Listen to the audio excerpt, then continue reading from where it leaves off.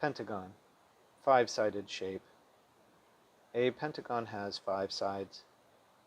A pentagon can be a regular pentagon with all equal length sides and all equal interior angles, or an irregular pentagon with all different length sides.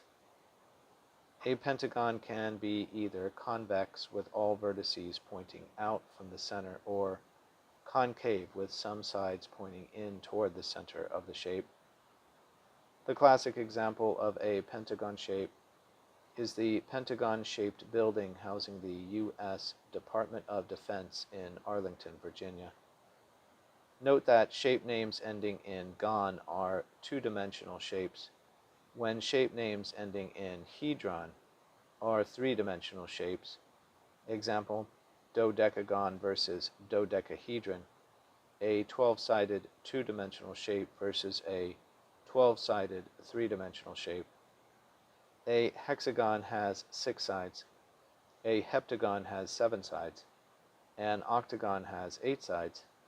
A decagon has 10 sides. A dodecagon has 12 sides. A pentagon has 5 sides. Related words: hexagon, heptagon, octagon, decagon, dodecagon.